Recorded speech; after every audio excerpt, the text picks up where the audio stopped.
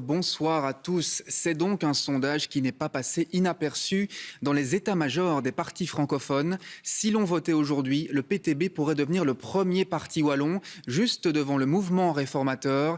Le Parti socialiste est lui en chute libre. Il est à noter que le sondage a été commandé par l'EMR. Le point avec Jean-François Noulet. Si l'on votait aujourd'hui, le paysage politique serait bouleversé, à en croire un sondage réalisé par Dedicated Research du 23 au 27 juin, après l'affaire du SAMU social et après que le président du CDH, Benoît Ludgen, ait débranché la prise des gouvernements wallons et bruxellois. Ainsi, en Wallonie, le PTB serait le premier parti avec 24,9% d'intention de vote, deuxième le MR à 23,2%, le PS troisième à 16%, Écolo quatrième, le CDH cinquième et Défi sixième à 3,9%. Par rapport aux élections de 2014, ce serait une progression très forte de 19,4% pour le PTB, un léger recul de 2,6% pour le MR, pour le PS une dégringolade de 16%, une progression de 3,2% pour Écolo, une chute de 4,2% du CDH et une augmentation d'1,5% pour Défi.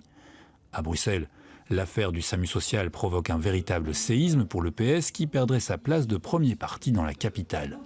C'est le MR qui arriverait en tête à 20,7%, devant Défi d'Olivier Minguin à 15,7%, troisième le PTB à 14,1%, quatrième Écolo à 12,5%, le PS chuterait à la cinquième place à 10,9% et le CDH fermerait la marche.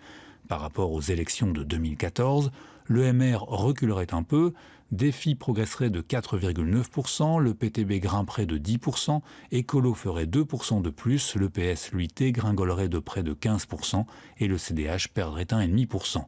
Sur base de ses intentions de vote au Parlement fédéral à la Chambre, le PTB passerait de 2 à 20 députés, le PS de 24 à 11. Ce serait le principal bouleversement si ce sondage devenait une réalité dans les urnes. Alors justement, comment interpréter ce sondage? Faut-il attribuer ces bouleversements aux récentes affaires? Quel est l'impact de la crise politique actuelle? L'analyse avec Maxime Binet. Le Parti socialiste est-il dépassé sur sa gauche? Le PTB en première position en Wallonie, alors que le PS se situe à la troisième place. Pour ces deux politologues que nous avons rencontrés, c'est simple, c'est du jamais vu. C'est historique, c'est sans précédent, mais il est vrai que le Parti socialiste traverse une crise sans précédent également. Je dirais que c'est le sondage qui dénote le plus dans la foulée des sondages qu'on a depuis qu'ils existent, très clairement, avec un Parti socialiste qui a quasi été systématiquement premier, qui est renvoyé très loin. Ce sondage sanctionne aussi le PS en région bruxelloise. Les socialistes affichent le 5e score à Bruxelles et sont bien loin de leur résultat de 2014. D'où cette question: pourquoi le Parti socialiste affiche des scores aussi bas?